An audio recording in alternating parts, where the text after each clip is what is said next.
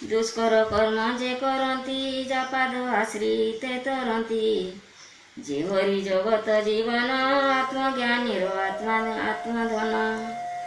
ଏତି ନିବେଦ ଯାର ଦେହ ଧର୍ମମୟ ଯେ ତପେ ଦେହ।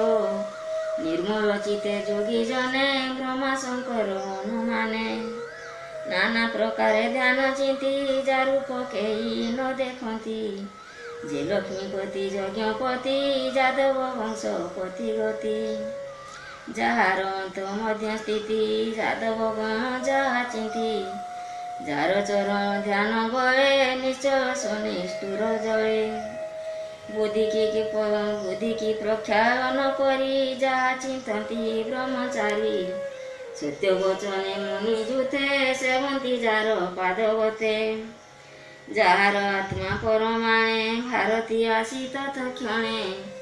ପ୍ରକାଶୀ କଳ୍ପ ଆଦି କାଳେ ବ୍ରହ୍ମାର ହୃଦୟ କମଳେ। ସୃଷ୍ଟି ବିଷୟ ଲୀନ ହେଲା ମୁଖେ ଗାୟତ୍ରୀ ଉଚାରିଲା। ପୃଥିବୀ ଆଦି ପଞ୍ଚଭୂତେ ଜନ୍ତୁ ବି ଆଇଏ ଜଗତେ। ଜନ୍ତୁଙ୍କ ହୃଦୟ କମଳେ ଯାର ଶୟନ ସୁଖ ଭଳେ। ଗୁଣ ସମୂହ ସୁଖ ଗୁଞ୍ଜେ ଷୋଡ଼ଶୀ ଆତ୍ମ ରୂପେ ରାଜେ। ସେ ହରି ବସୁ ମୋର ହୃଦେ ବାକ୍ୟ ଆବରି ପଦେ ପଦେ।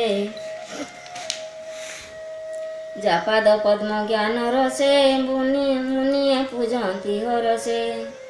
ଯେ ହରି କଥା ପୂର୍ବ କାଳେ ନାରଦ ଋଷି ମୁନି ମେଳେ। ବ୍ରହ୍ମାଙ୍କୁ ପଚାରିଲେ ଯେତେ ପ୍ରସଙ୍ଗେ କହିବି ମୁଁ କେତେ। କହଇ ଦାସ ଜଗନ୍ନାଥ ଦ୍ୱିତୀୟ ସ୍କନ୍ଧେ ଭାଗବତ।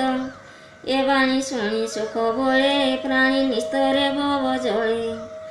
ଇତି ଶ୍ରୀମଦ୍ଭାଗବତେ ମହାପୁରାଣେ ପାରମହଂସ୍ୟା ସହିତାୟଂ ଶିକ୍ଷା ଦ୍ୱିତୀୟ ସ୍କନ୍ଧେ ସୁଖ ପରୀକ୍ଷିତ ସମ୍ବାଦେ ଭକ୍ତିଯୁଗ ପ୍ରାଧାନ୍ୟ ବର୍ଣ୍ଣନେ ନାମ ଚତୁର୍ଥ।